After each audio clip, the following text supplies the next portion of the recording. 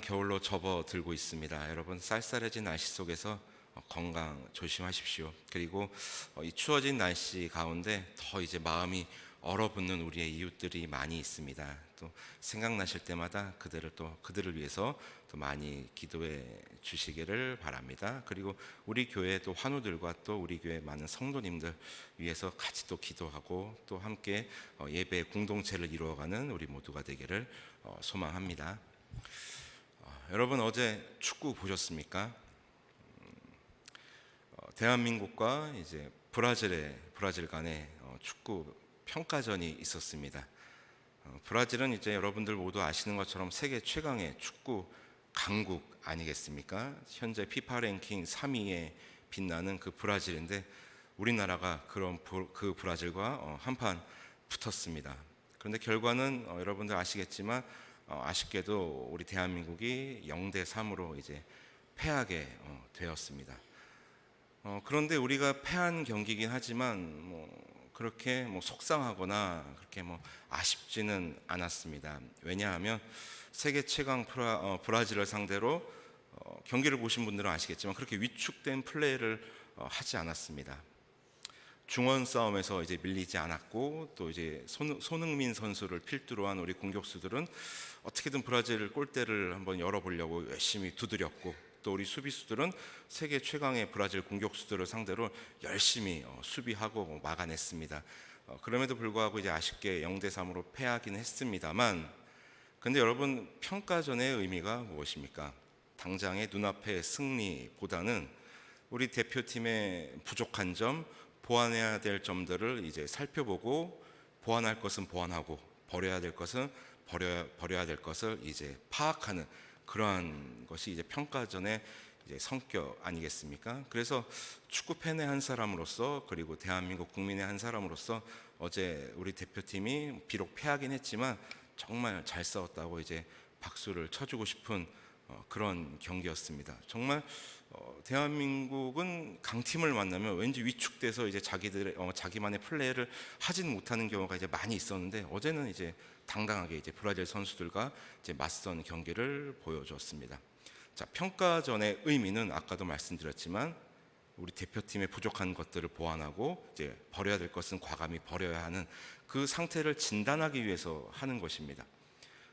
더 멀리 보고 더 멀리 있는 그 승리를 위해서 이 평가전을 준비하는 것입니다. 예를 들면 이제 월드컵에서의 좋은 성적을 위해서 이제 평가전을 하는 것이죠. 그러나 만약에 우리 대표팀이 당장 눈앞의 승리만을 바라보고 눈앞의 것만 이제 주목하고 그렇게 평가전에 임한다면, 자, 그렇게 평가전에서 승리한들 이제 큰 무대에 나가서 이제 죽을 써버리면 이제 무슨 소용이 있겠습니까?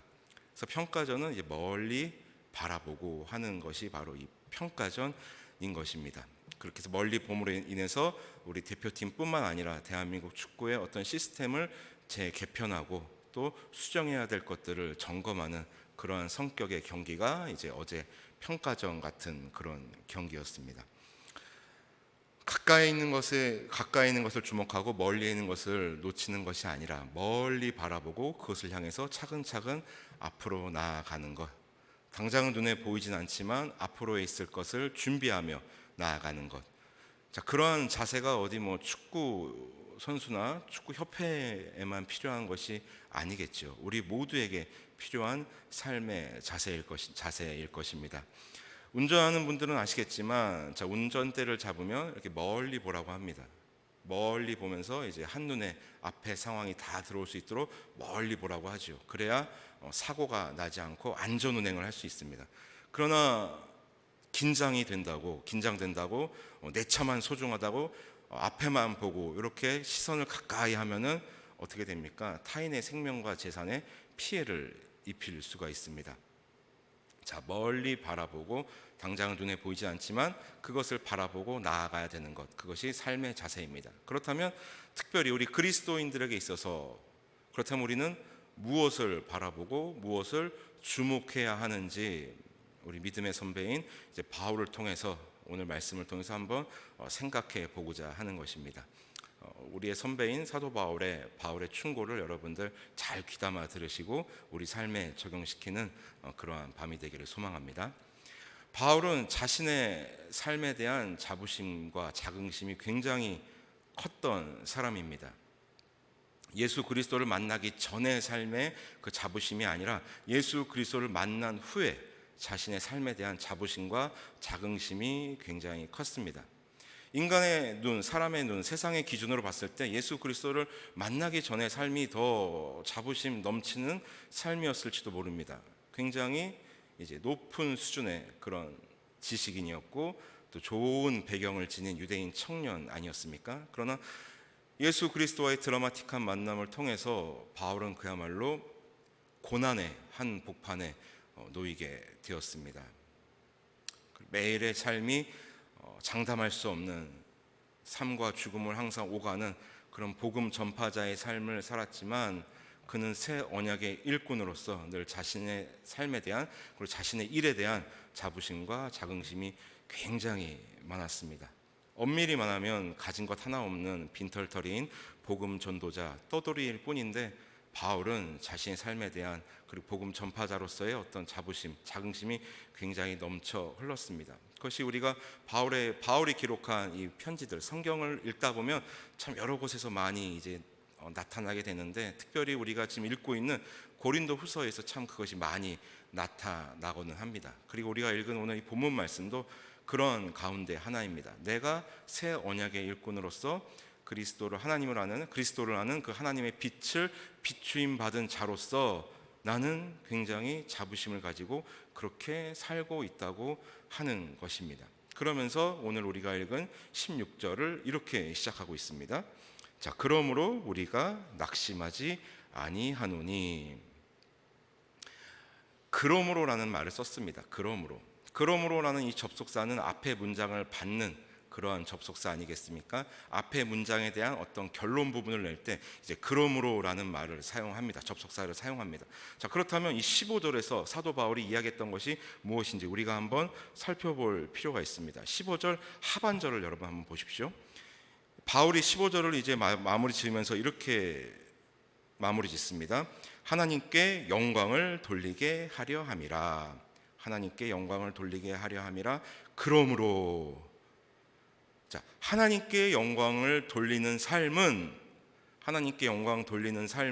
낙심하지 않는 것이라고 바울은 이야기하고 있습니다.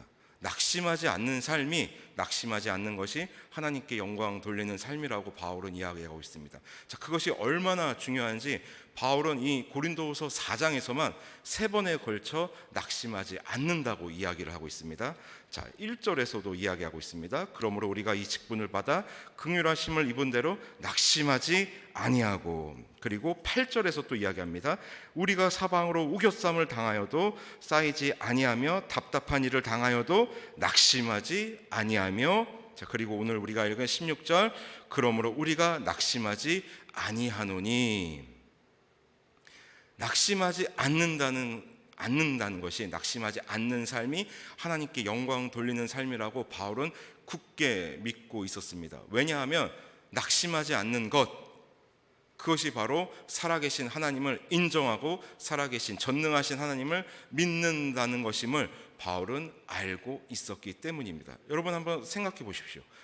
여기 모인 우리 모두는 전능하시고 살아계신 하나님을 믿는 자들입니다. 여러분 틀림없습니까? 그런데 우리가 삶에 있어서 낙심하고 괴로워하고 힘들어한다는 것, 어떻게 보면은 하나님을 부정하는 행위일 수도 있는 것입니다. 우리는 항상 고백하지 않습니까? 우리의 문제보다 더 크신 하나님, 우리의 삶을 인도하시는 하나님이라고 우리는 늘 기도하며 또 항상 삶 속에서 고백하고 있습니다. 우리는 그러한 성도들입니다. 그런데 우리가 낙심한다는 것은 하나님의 전능하심을 제한하는 행위라는 것입니다. 그렇기 때문에 바울은 이 낙심하지 않는 것이야말로 하나님께 영광 돌리는 첫 번째 우리의 의무라고, 우리의 삶의 신앙 규칙이라고, 삶의 철칙이라고 그는 강하게 이야기하고 있습니다. 그리고 분명히 성경도 증언하고 있습니다. 주님은 우리를 도우실 수 있는 분이라고 분명히 이야기하고 있습니다. 히브리서 4장 15절입니다. 우리에게 있는 대제사장은 우리의 연약함을 동정하지 못하실 이가 아니요 모든 일에 우리와 똑같이 시험을 받으시니로되 죄는 없으시니라. 우리의 연약함을 동정하지 못하실 이가 아니라고 합니다. 그리고 우리 주님은 인간의 몸으로 이 땅에 계시는 동안 우리가 겪을 수 있는 모든 고난과 모든 어려움을 다 친히 겪으셨습니다. 그래서 우리의 그런 아픔들과 괴로움들, 또 낙심하는 마음들 다 알고 계십니다. 그렇기 때문에 바울은 이야기하는 것입니다. 우리는 낙심하지 않는다. 낙심하지 않는 삶이야말로 하나님께 영광 돌리는 삶이다 라고 지금 16절에서 이야기하고 있습니다. 그러면서 낙심하지 아니하는 더 구체적인 방법, 구체적인 삶의 자세에 대해서 이제 얘기해 주고 있는데, 계속해서 16절 보십시오. 자, 우리의 겉사람은 낡아지나 우리의 속사람은 날로 새로워지도다.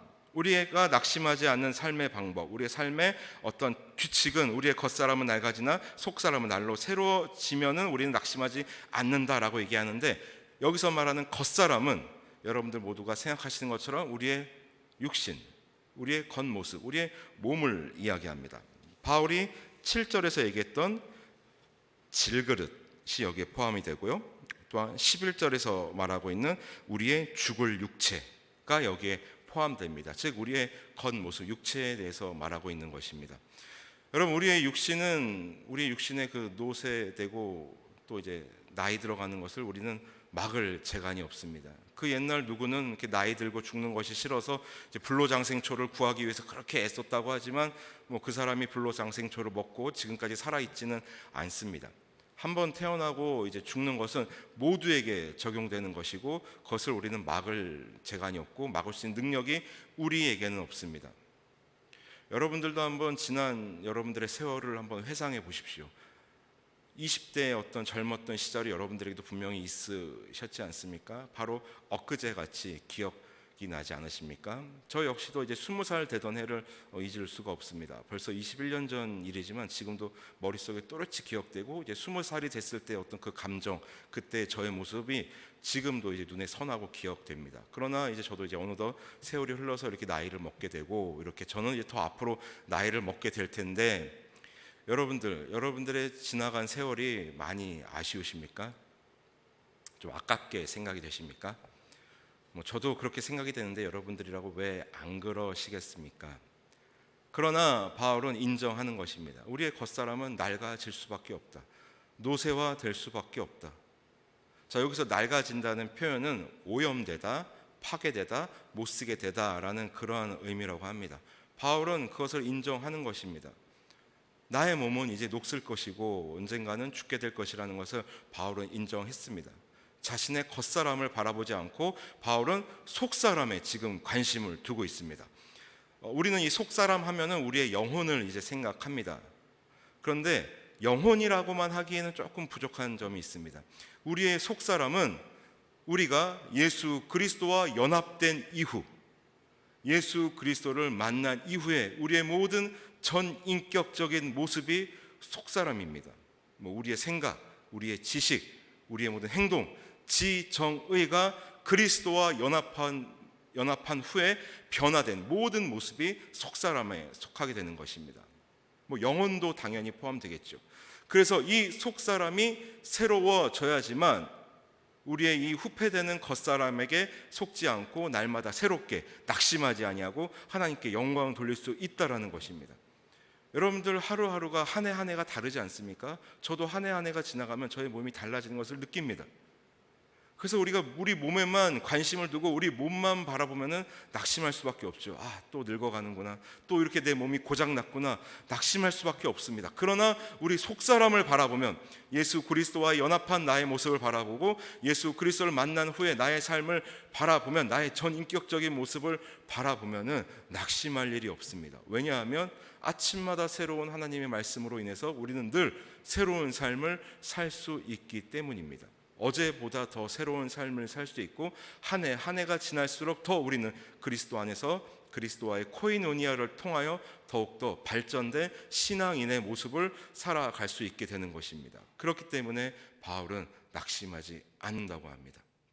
이 육신이 낡아지고 오염되고 죽는 것이야 속사람이 새로워지는 것에 비하면 아무것도 아니다라고 이야기하는 것이지요. 왜 바울이라고 해서 자신의 어떤 육신이 삶이 안 아까웠겠습니까? 그러나 바울은 더 크고 중요하고 더 아름다운 것을 볼 수 있었기 때문에 이렇게 얘기해 주고 있는 것입니다. 그러면서 그의 고백은 더욱더 지금 깊어져 갑니다. 17절 보십시오. 날마다 새로워져가는 나의 속사람의 삶으로서의 자신의 어떤 최후 입장을 지금 얘기하는 겁니다. 자, 우리가 잠시 받는 환난에 경한 것이, 잠시 받는 환난에 경한 것, 여러분 생각해 보십시오. 잠시 받는 환난에 경한 것, 우리가 살아가면서 우리 삶 속에 고난과 어려움과 환난이 잠깐입니까? 아무리 짧게 고난을 당하고 어려움을 당한다 할지라도 우리는 굉장히 그게 길게 느껴집니다. 더 체감 시간이 더 길게 느껴집니다. 반대로 기쁜 것은 너무나 순식간에 지나가서 그런 기쁜 일이 있었는지조차도 모를 때가 너무 많이 있습니다. 그리고 우리 삶에 있는 환난과 어려움과 고난과 질고는 결코 가벼운 것이 아닙니다. 그것이 때로는 우리의 삶을 짓누르고 우리를 낙심케 할 때도 많이 있습니다. 그러나 바울은 그것을 정면으로 반박합니다. 우리가 잠시 받는, 아주 잠깐 받는 것이다. 아주 잠깐 받는 이 환난은 아주 가볍다라는 것입니다. 바울의 이 고백과 권면에 선뜻 동의하기가 쉽지 않은 것이 우리의 솔직한 심정일 것입니다. 그러나 바울은 앞서 얘기하지 않았습니까? 낙심하지 않는 삶이 하나님께 영광 돌리는 삶이라는 것을 그는 믿고 확신했기 때문에 그러한 삶의 자세로 살아가겠다고 지금 얘기하고 있는 것입니다. 그리고 바울의 이러한 삶의 자세는 우리가 지난주 금요일날 봤던 그 10절에 더욱더 구체적으로 바울이 설명해 주고 있었습니다. 10절입니다. 우리가 항상 예수의 죽음을 몸에 짊어짐은 예수의 생명이 또한 우리 몸에 나타나게 하려 함이라. 이 말씀이 사도 바울의 신앙 철학이었고 삶의 자세였습니다. 예수의 생명에 동참하기 위해서는, 그리스도의 새 생명에 동참하기 위해서는, 나의 속사람이 날마다 새로워지기 위해서는 그리스도의 죽음에 동참할 줄 알아야 하는 것, 동참해야 하는 것, 그것이 바울에게는 철칙이었습니다. 그렇기 때문에 영원한 생명을 바라보았기 때문에 이 땅에서 자신이 겪는 고난쯤은 잠깐 가볍다라는 것입니다. 바울은 그러한 생각과 그러한 믿음에 사로잡혀 있던 자이기 때문에 그는 낙심하지 않았습니다. 우리가 지난 한 해 동안 저와 함께 살펴보았던 빌립보서에서도 바울은 낙심하는 모습을 우리에게 보여주지 않았습니다. 심지어 그가 로마 감옥에 있을 때 바울의 대적자들이 분쟁과 투기로 바울을 대신해서 이제 복음을 전파할 때도 그는 낙심하지 않았습니다. 오히려 그들을 통해서 전파되는 것은 그리스도니 하나님의 이름은 널리 전파되니 나는 기뻐하겠다라고 얘기했습니다.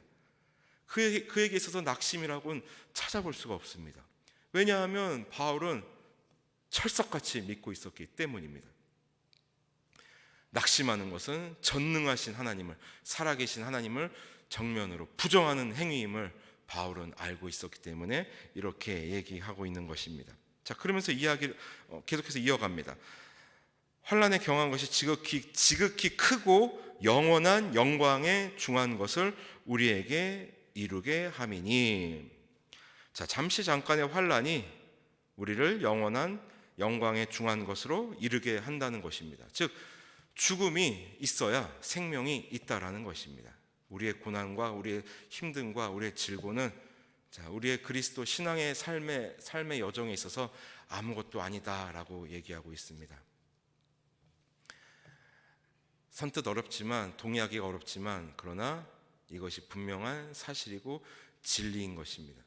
그러나 우리는 아까도 말씀드렸지만 특히 저는 이 삶에 어려움이 있으면 더 위축이 되고 더 이제 막 고민과 걱정이 많아지는 그런 스타일입니다. 원체 겁이 많아서 삶에 조금만 어려움이 생기면 그것에 이제 온통 정신이 팔려서 이제 하나님을 잊게 되는 경우가 너무나 많이 있습니다. 하나님의 절대 주권과 하나님의 살아계심을 잊을 때가 너무나 많이 있습니다. 그래서 이 말씀을 준비하면서 다시 한번 저의 삶을, 저의 믿음을 다시 한번 점검하게 되었습니다.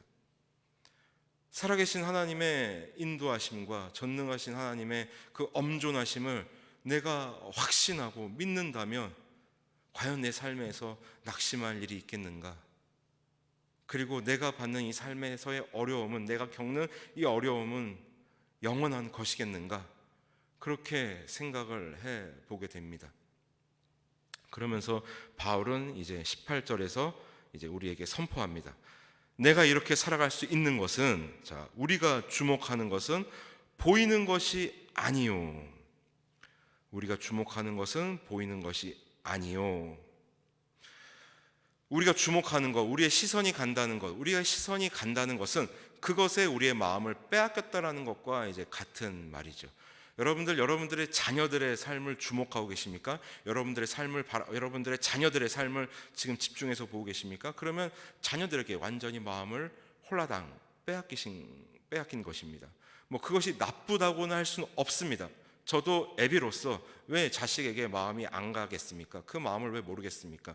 그러나 우리가 주의해야 할 것은 하나님의 자리에, 그리스도의 자리에 우리의 자녀가 침범할까, 그게 두렵다라는 것입니다. 여러분, 주식하는 사람들은 오전 9시부터 오후 3시까지 온통 주식시장에만 마음을 빼앗깁니다. 그리고 하루 종일 모니터에만 시선을 둡니다. 그리고 주가가 변동하는 것에 따라서 삶의 의욕이 올라가기도 하고 떨어지기도 합니다. 주식시장이 개장할 때는 삶의 의욕이 확 살아납니다. 그러나 주식시장이 폐장됐을 때는 삶의 그 의욕이 확 떨어지는 것, 저는 많이 보았습니다. 여러분, 과연 어느 것을 지금 주목하고 계십니까? 눈에 보이는 것, 당장 내 눈앞에 있는 것, 그것에 주목하고 계십니까? 그런데 바울은 이야기하고 있습니다. 우리가 주목하는 것은 보이는 것이 아니요. 영이신 하나님은 우리 눈에 보이지 않습니다. 그러나 그리스도인이라면, 신앙인이라면 그 보이지 않는 하나님을 느낄 수 있어야 하고 볼 수 있어야 합니다. 예수 그리스도는 십자가 위에서 그 고통과 치욕 속에서 성부 하나님을 향한 시선을 거두지 않으셨습니다. 그렇기 때문에 죽음과 생명의 기준점이 되셨고 우리의 구원자가 되셨습니다. 하나님을 주목했기 때문입니다. 스데반 집사도 마찬가지입니다. 돌에 맞아 죽어가는 그 순간에 그 날아오는 돌멩이에 주목한 것이 아니라, 그것을 바라본 것이 아니라 저 하늘에 있는 하나님의 품을 주목했기 때문에 예수 그리스도와 동일한 고백을 하고 죽어갈 수 있었던 것입니다. 바울 역시 마찬가지입니다. 바울이라고 해서 왜 편하게 사는 법을 몰랐겠습니까?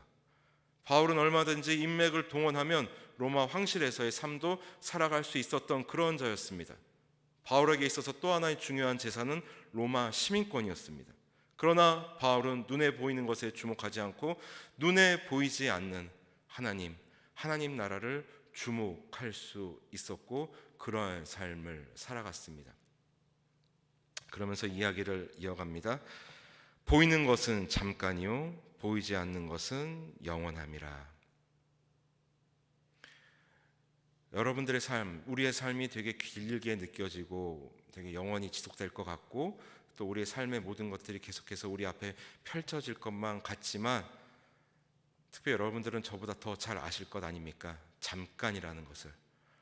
바울은 이야기합니다. 잠깐이라는 것. 이제 구약 성경의 표현을 빌리자면 안개 같다고 하지 않았습니까? 그렇다고 해서 우리가 오해하지 말아야 될 것은, 그렇다고 해서 바울은 자신의 삶을 함부로 살지 않았다라는 것입니다. 뭐 어차피 하나님 나라 갈 거 그냥 이 세상이던 대충 살아야지, 그렇게 살지 않았습니다. 바울은 그 누구보다도 더 치열하게 그렇게 자신의 삶을 살아갔습니다. 복음 전도자로서, 새 언약의 일꾼으로서 최선을 다해 그의 삶을 살아갔습니다. 그가 그렇게 그의 하루하루를 치열하고 열심히 그리고 확실히 살아갈 수 있었던 것은 보이지 않는 하나님, 보이진 않지만 분명히 있는 하나님 나라를 주목했기 때문에 그렇게 살아갈 수 있게 된 것입니다. 그러므로 사랑하고 존경하는 성도 여러분, 이 말씀을 준비하면서 저 역시도 이 말씀으로 인해서 많이 다시 한번 제 삶을 묵상하게 되고 생각해 보게 되었습니다. 육신의 아픔, 재정적인 어려움, 그리고 수많은 고난들과 어려움들이 앞으로 제 삶에 얼마나 많이 있겠습니까? 앞으로 저의 삶이 얼마나 있을지 모르겠지만 아마 삶의 순간순간 어려움들이 많을 것입니다. 그러나 제가 바라는 것은, 제가 하나님 앞에 소원하는 것은 이 바울의 고백이 바울의 고백으로 그치는 것이 아니라 이 고백이 저의 고백이 되게 하여 주옵소서. 그리고 어렵고 낙심하는 순간을 맞이하게 될 때마다 이 말씀을 생각하며 버티게 하여 주옵소서. 그러한 것을 하나님 앞에 결단하고 또한 다짐하는 그러한 시간이 되었습니다. 여러분들은 어떤 삶을 사시겠습니까? 눈에 보이는 것, 당장 내 눈앞에 있는 것, 그것을 바라보며 일희일비하며 그렇게 살아가시겠습니까? 아니면 눈에 보이진 않지만 분명히 살아계시며 우리를 인도하시는 하나님을 바라보며, 그리고 그 영원한 하나님 나라를 바라보며 그렇게 사시겠습니까? 우리 모두 눈에 보이는 것에 주목하는 것이 아니라 눈에 보이지 않는 것을 바라보며 그곳에 우리의 시선을 두고 그곳에 우리의 마음을 두고 우리의 신앙을 그곳에 두고 살아갔으면 좋겠습니다. 그러한 삶에 하나님께서 은혜를 베푸지 않으실 리 만무합니다. 그러한 삶을 하나님께서 기뻐하지 않으실 리 만무합니다. 하나님께 영광 돌리는 삶, 낙심하지 않는 삶입니다. 그리고 낙심하지 않는 법, 우리가 겉사람으로 살아가는 것이 아니라 속사람으로 살아갈 때 우리는 낙심하지 아니할 수 있습니다. 그리고 우리가 그리스도인으로서 이 땅에서 이 세상에 지지 않고 이 세상에서 쓰러지지 않고 살아가는 법, 이 땅을 주목하는 것이 아니라 보이진 않지만 분명히 살아계신 하나님, 분명히 존재하는 하나님 나라, 그것을 바라볼 때 우리는 이 땅에서 뿐만 아니라 하나님 앞에서도 칭찬받게 될 것입니다. 우리 그러한 삶을 살아가기를 결단하는 이 시간이 되었으면 좋겠습니다. 하나님 앞에 그렇게 결단했으면 좋겠습니다. 앞으로 어떠한 어려움이 우리 앞에 펼쳐진다 할지라도, 어떠한 고난이 도사리고 있는다고 할지라도 전능하신 하나님을 신뢰하며 하나님을 바라보며 그 하나님을 주목하며 승리했으면 좋겠습니다. 그리고 우리가 그렇게 살아갈 때 잊지 마십시오. 모든 영광은 하나님께 올려드릴 수 있다라는 것입니다. 그걸 하나님께 영광 돌리는 삶을 살아가는, 그리스도의 생명의 날마다 동참하는, 그리스도와 연합하고 그리스도와 코이노니아를 이루며 일평생 살아가시는 저와 우리 모두가 되시기를 주님의 이름으로 소원합니다.